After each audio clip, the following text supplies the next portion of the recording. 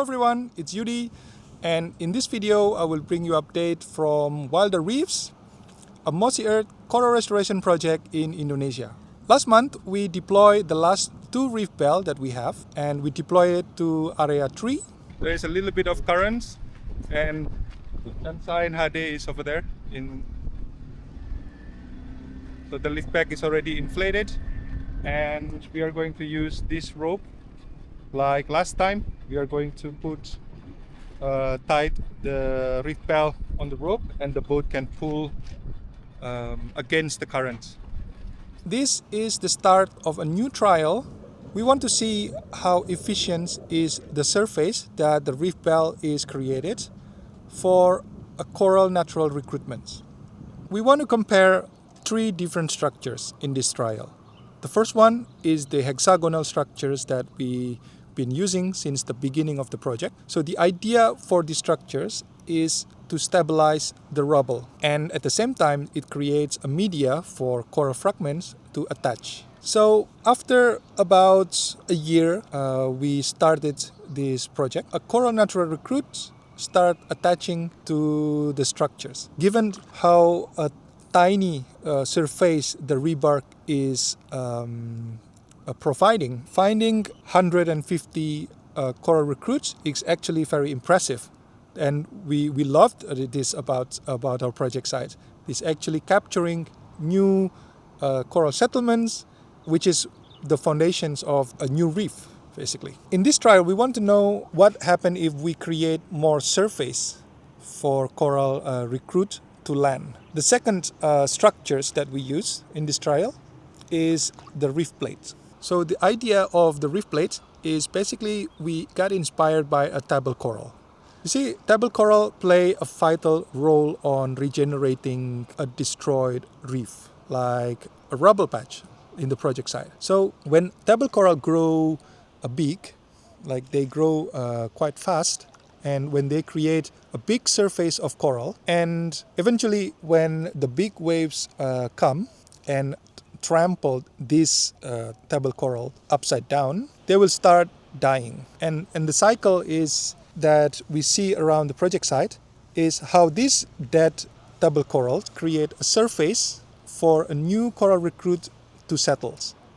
So it's very fascinating how this happened. If you think about it, maybe in a long period of time, this can be a way of the nature to recreate the reef themselves.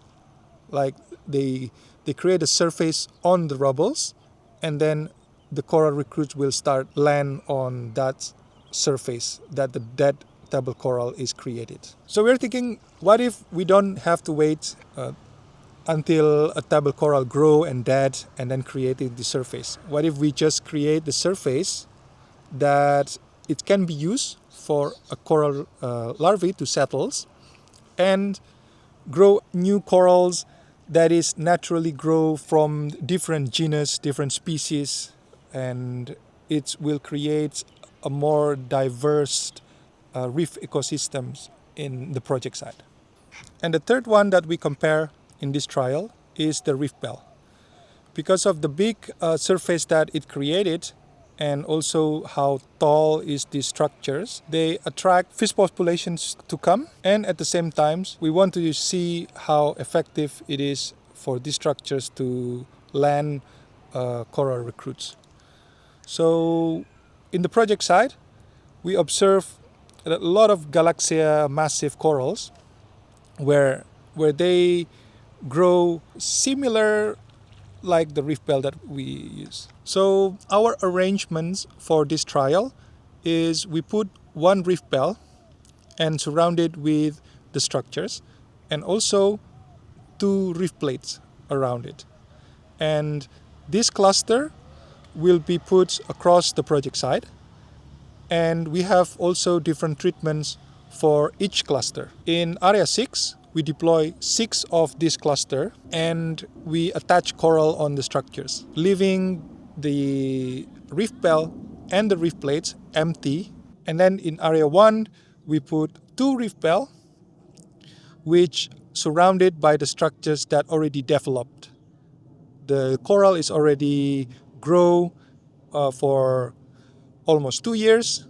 So now is already, so we want to see how they will difference on how coral will attach onto the surface of the reef bell and the reef plates. And the same goes on area 2. And also, and the last one in area 3, basically we left everything empty, like the structures and the reef plate and also the reef bell. They act as a passive restorations where we just put there and see how the coral will attach naturally over time. Every month we check to monitor this reef bell, and after 4 months of deployment, we saw a coverage of surgeon major damsel eggs on the reef bell. And this is very exciting because after 4 months of deployment, it's proven that the reef bell is really effective on attracting fish populations. And with this fish that's going around guarding the eggs, the reef bells in area 6, it's starting to look more like a fish village that we are hoping it would be when we first deploy it in this place. Try to monitor it closely because the cycle of these eggs are very short, like within or maybe 5 to 7 days maximum. And most of them is prone to fish predator that also eat their eggs, like the butterfly fish. Yeah, if you want to see the process of how we deploy this reef bell in area 6, you can check on our video on Mossy Earth channel, our main channel, which is the process of how we deployed this reef bell in the very unfriendly conditions that time. So this time, last month, we actually got very lucky that the condition was very calm, without waves and with no currents. We also continuing our work at Area 5, which is reaching about halfway through now. And we are so lucky that the Fun Extra campaigns is already exceed the target that we set, which is 1,500 structures. So thank you for all of the members that participates on the Fun Extra campaign. We now have all the structures that we need to cover Area 5. The timeline for the Area 5 is targeted to be finished until the end of this year. I can't wait to see how it goes and show it to you guys, how every bit that you put on the Fun Extra, like contributing on the structures and bought the structures, is put together, arranged, covering the rubble area in Area 5. So stay tuned for this update.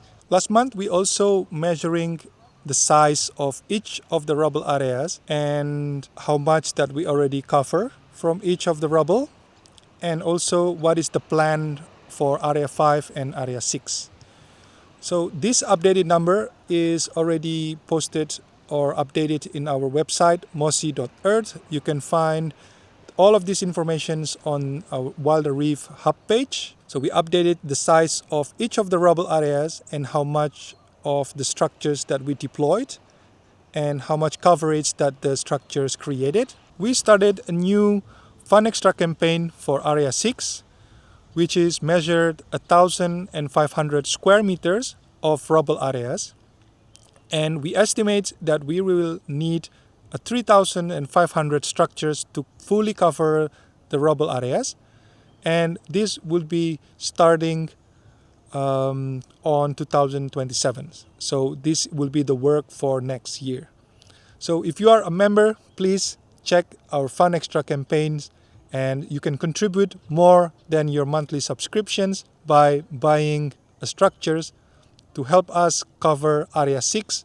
If you're not yet a member, you can join our memberships in our website, mossy.earth, and I hope that you will support us on this project. Until next time, guys. Cheers!